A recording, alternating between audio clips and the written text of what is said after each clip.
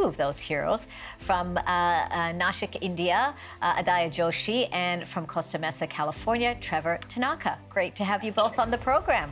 Trevor, let's start with you first.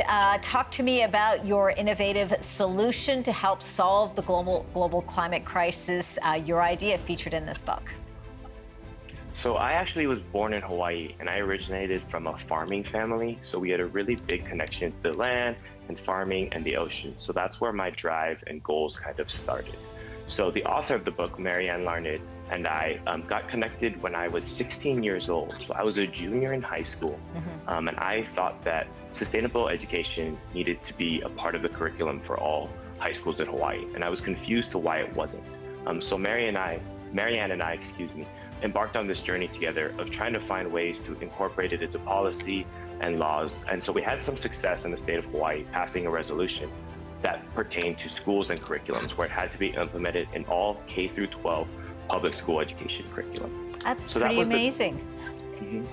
Go on, Trevor. And so that was the beginning of our journey. And so I became a youth delegate at one of the first summits for the Institute that Marianne runs, that's organized with the book, the Stone Soup Leadership Institute. And from that point forward, we have worked together for the past 10 years. And I'm now the sustainability coordinator, and I do some development and strategy and connecting with all the other kids like myself who have similar goals and need some help and guidance in how to implement them or get their word out to the world. And so that is what this book is. Well, and we need more individuals like you and more individuals like Aadya, as I know your idea centers around native plants and the importance of native plants. So talk to me about the Right Green initiative that you're putting forward in India. Yeah, so I grew up in a kind of smaller city where there was a lot of greenery, and when we moved to Mumbai, which is the big city like a really big city in India, there was less greenery, and so as a child I felt really kind of uncomfortable without all that green space. And as I got older, I became more interested in restoring that space and understanding how we can give back to the animals and the birds that also live and occupy that space with us. And so the Right Green was really founded around the principle of native plants and their impact and the importance that they have for restoring biodiversity and strengthening our ecosystems.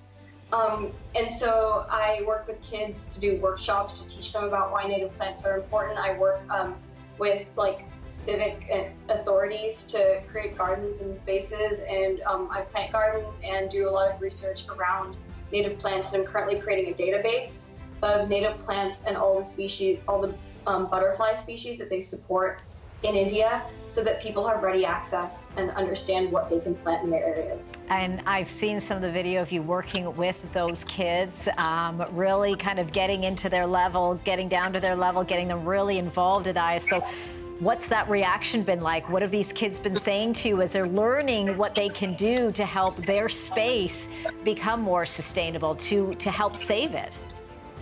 Yeah, so a lot of the kids really really absorb that knowledge really well, especially because the format that I teach to them is a very interactive format, and it's a game kind of.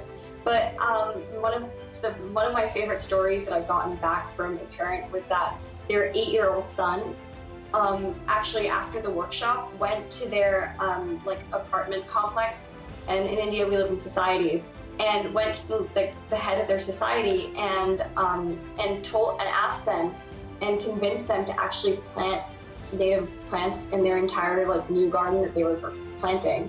And so to hear it that an 8-year-old, after going to my workshop, felt inspired enough to do that was something that was really amazing. And I've had a few other stories like that, but that was really the one that stood out to me the most. That is pretty incredible. Just 8. Trevor, listening to what Aadya is doing and what you're doing as well, I mean, we all talk about it's really important to sort of do what we can now, but having younger people really involved, such as both of you, into understanding about the climate crisis, about climate change, preserving the earth. What would you say? How important is that?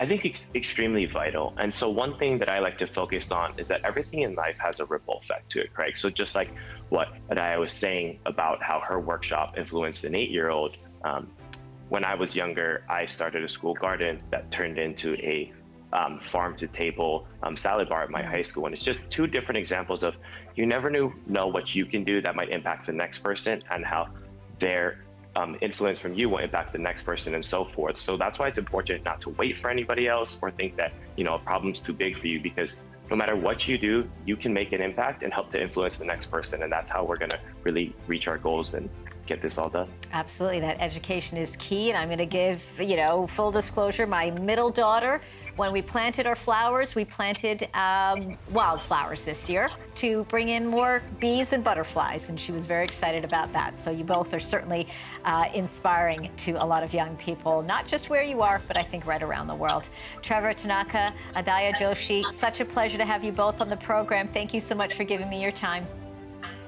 Thank you so much for having us. Thank you. You're welcome.